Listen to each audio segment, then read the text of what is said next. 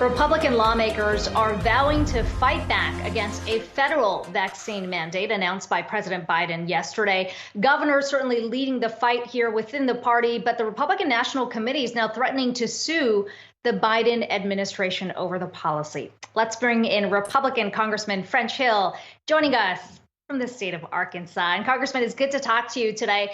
Let's just start by talking about where you stand on this and what are you hearing from your constituents, particularly the businesses that would likely have to enforce the mandate. How big of a pushback are they getting? Well, good morning. It's good to be with you. I think it's a mixed story in terms of what I've heard from employers. Many are very concerned that the mandate using an OSHA regulation will make it even harder for them to get people back to work, back to working full time. Many companies, including those with 100 or more employees, are really struggling to get their employees back and up to full speed. As you know, unemployment rate is up, real wages are down, and people have help wanted signs everywhere. So the first thing I heard from many of my employers in my district was this mandate may make it even more hard and more bureaucratic to get their employees back to work. What is the concern with OSHA being tasked with drafting this new regulation? Well, OSHA, as you know, sets regulations on workplace safety, particularly where there are workplace hazards like a manufacturing facility or a construction site. So this is really extending OSHA's oversight into a lot of areas it's never been before. And the federal government, by doing that, is also able to then fine employers so many dollars per day for non-compliance. So you can see the bureaucracy there in an HR department or at a business owner on how they're going to have to now comply with a whole new set of OSHA regulations, OSHA inspections that they've never had to comply with before. So on top of being a potential detriment to getting employees back to work and doing that in a safe way, you also add all this extra federal intervention and oversight in businesses where they really haven't had to deal with OSHA before. Yeah, Congressman, I guess, a lot of the issue here is kind of, it seems like people generally have now started to agree that, vaccines are good. And it took us a while to get there, when we heard politicians kind of talking about them at first. But it does seem like quickness is of the issue here. So, what would be a better way to roll this out rather than what President Biden's proposing here to really put the emphasis on businesses, which obviously have a very close contact to their employees? What's the better way? Because it seems like time is of the essence. Well, I see people being vaccinated at faster rates across the country, including in Arkansas, where it was a slow uptick for many of our citizens. Over 500 college campuses are doing weekly testing or vaccine requirements for their kids to be back in class. I see that with a lot of businesses. So in my view, it's not that it's good or bad policy. It's trying to mandate it and then fining people and making it a federal regulatory offense if you don't do things in a certain way that I find people believe to be heavy-handed from the mandate point of view, when every employer already is taking practices to try to keep their employees safe and create an environment where they can get people back to work regardless of what their personal medical views are around taking a vaccine or not. So I think across the country, people recognize the importance of the vaccine. That's why you're seeing vaccine expanding. So that's my view on it is I think for a lot of employers, it's using an OSHA mandate instead of letting them use common sense on how to keep their employees safe and have a balance in their workplace. Yeah, but I guess kind of the pushback here is we've still seen millions of Americans not vaccinated, right? And kind of what more can be done, at least something there right now, a big push there. Outside of the OSHA concerns you have. Maybe we should require everybody who's on recipient of Medicaid to be mandated that they're vaccinated. Maybe every person who crosses the U.S. border who is an alien needs to be vaccinated before they move. There are a lot of places where we could expand vaccination. You asked me, what am I hearing from employers in my area, and that's one of the views. Others have said that's fine because I'm already doing it that way. So it's a mixed bag. The point is, I think that causes people concern is that you're having a federal mandate in an area in a work environment where OSHA has never played and it's never played a role there. Congressman, let's talk about where things stand with the infrastructure bill. Of course, we had the Senate pass it in a bipartisan manner. It looks like things are running up against a bit of a block or a wall, if you will, over in Congress, especially within your party. How optimistic are you that this can be passed in a bipartisan manner? And where do you stand on the bill?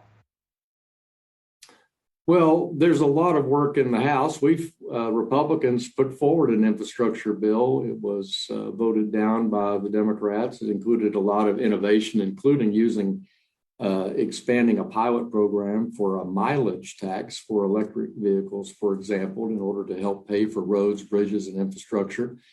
People are studying what's in that bill, and they're studying the $3.5 trillion bill. As you know, Speaker Pelosi has tied them together in the House. So you keep referring to Republican opposition. There's Democratic opposition to the infrastructure bill and the $3.5 trillion Bernie Sanders spending bill in the House. And so we'll have to wait and see what Mrs. Pelosi and the Democratic leadership in the House actually are able to include in both of those measures, or if they have to adjust them in order to get them passed in their own conference. Republicans, as a general statement, are interested in true infrastructure, roads, bridges, highway finance. That's only about 10% of the Senate package. They're also interested in looking at the gap in broadband. But just this week, I was in a summit on broadband infrastructure here in Arkansas with Governor Hutchinson and Brendan Carr, an FCC commissioner. And FCC reports that there's more than enough money right now to close the broadband gap in the country for every American citizen if it were just simply deployed in the money that's already been included in American Rescue, the CARES Act, and previous Department of Agriculture bills. So that's why I think you're getting close scrutiny at both the infrastructure piece and the Bernie Sanders social spending piece, particularly the tax increases on American business. Yeah, I mean, to your point, we have seen maybe some pushback. Senator Manchin, once again, kind of raising questions around spending, and you've been critical about the idea of spending and what that might do here for inflation, at odds with maybe what we've heard from the Fed in terms of supply chain disruptions versus some true underlying, not transitory, going to be here for a while inflation. I mean, when you look at it, how do you assess those risks when it comes to, I guess, the average American out there and costs going up and what you want to see changed? Yeah, this is really an important point, and you're right to bring in both monetary policy and fiscal policy.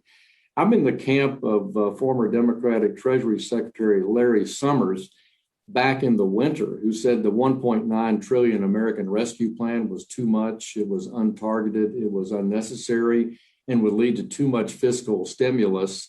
And so certainly the $3.5 trillion that Bernie Sanders has proposed in the Senate that's now coming to the House is in that same vein when you combine it with the significant continued accommodative monetary policy. So I do look at them both. I look at them in tandem. And I don't think I'm alone in my point of view among the political parties. And now you see some regional Fed presidents pushing back that perhaps inflation isn't transitory. And shouldn't we take that into account and be prepared in case it's not, so that we're able to adjust both monetary and fiscal policy? So I'm a yellow flashing light on inflation might not be transitory. It might get embedded in our economy. I lived through the 70s and the early 80s. I don't want to see that repeated. Congressman, getting back to the concerns that you have with the infrastructure bill as it stands right now, is the concern here that Democrats are tying it directly to this reconciliation bill?